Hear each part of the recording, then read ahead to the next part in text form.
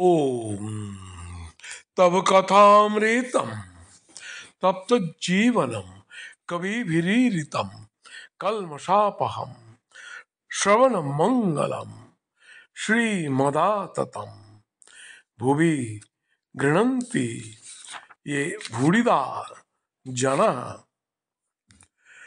শিবকথিত শ্রী শ্রীরামকৃষ্ণ কথামৃত পাঠ 1886 4 জানুয়ারি কাশীপুর বাগানে ভক্ত সঙ্গে ঠাকুর শ্রীরামকৃষ্ণ তৃতীয় পরিচ্ছেদ।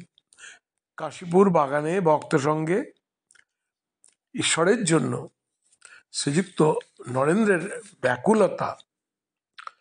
ঠাকুর শ্রীরামকৃষ্ণ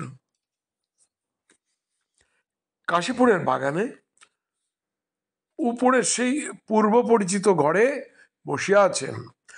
দক্ষিণেশ্বর কালী মন্দির হইতে শ্রীযুক্ত রামচাটুর্যে তাঁর কুশল সংবাদ লইতে আসিয়াছিলেন।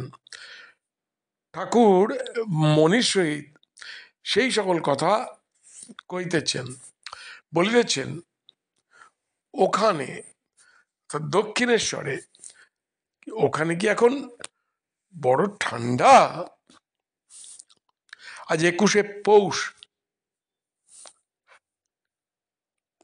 কৃষ্ণা চতুর্দশী, সোমবার 4 জানুয়ারি 1886 খ্রিস্টাব্দ।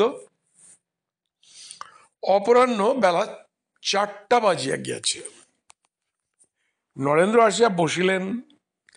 ঠাকুর তাহাকে মাঝে মাঝে দেখিতেছেন ও তাহার দিকে চাহিয়া ঈষৎ হাসিতেছেন, যেন তাহার স্নেহ উথলিয়া পড়িতেছে। মণিকে সংকেত করিয়া বলিতেছেন, কেঁদেছিল? ঠাকুর কিঞ্চিত চুপ করিলেন।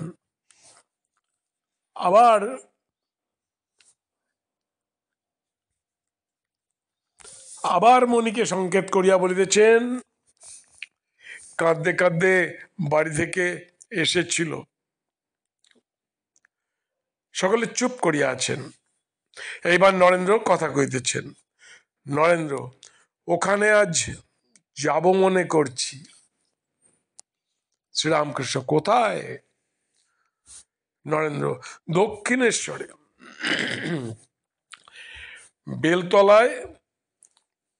ওখানে রাত্রে ধুনি জ্বালব।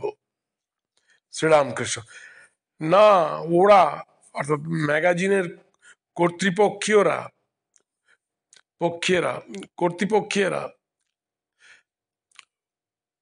দেবে না, ওরা দেবে না। পঞ্চবটী বেশ জায়গা, অনেক সাধু ধ্যান জপ করেছে, কিন্তু বড় শীত আর অন্ধকার। সকলে চুপ করিয়া আছেন। ঠাকুর আবার কথা কইতেছেন। শ্রীরামকৃষ্ণ নরেন্দ্রের প্রতি সহাস্যে, পড়বি না?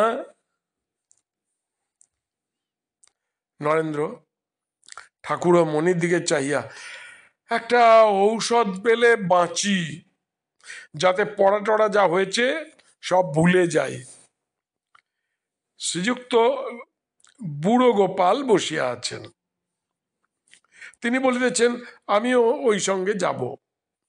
শ্রীযুক্ত কালীপদ ঘোষ ঠাকুরের জন্য আঙুর আনিয়াছিলেন। আঙুরের বাক্স ঠাকুরের পার্শ্বে ছিল। ঠাকুর ভক্তদের আঙুর বিতরণ করিতেছেন। প্রথমেই নরেন্দ্রকে দিলেন, তারপর হরির লুটের মতো ছড়াইয়া দিলেন। ভক্তেরা যে যেমন পাইলেন কুড়াইয়া লইলেন।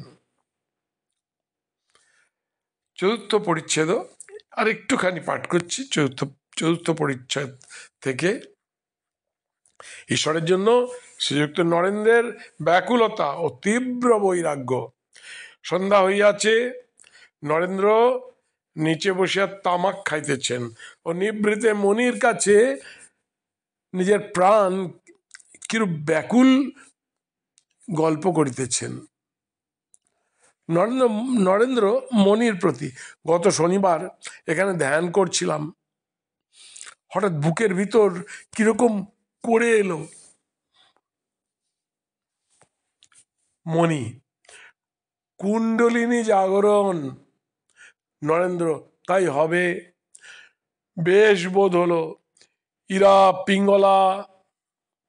হাজরাকে বললাম বুকে হাত দিয়ে দেখতে।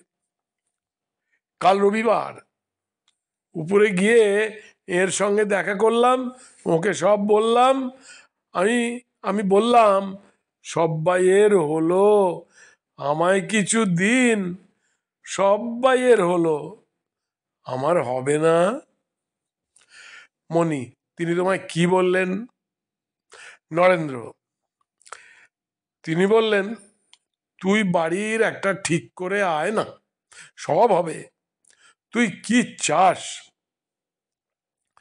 আজ চতুর্থ পরিচ্ছেদের এই পর্যন্ত পাঠ করলাম। আগামীকাল বাকি অংশটি পাঠ করব। ওং নিরঞ্জনং নিত্যম অনন্ত রূপম ভক্তানুকম্পা ধৃত বিগ্রহং বৈ ঈশাবতারং পরমেশমিড্ঢম তং রামকৃষ্ণং শিরসা নমামহ।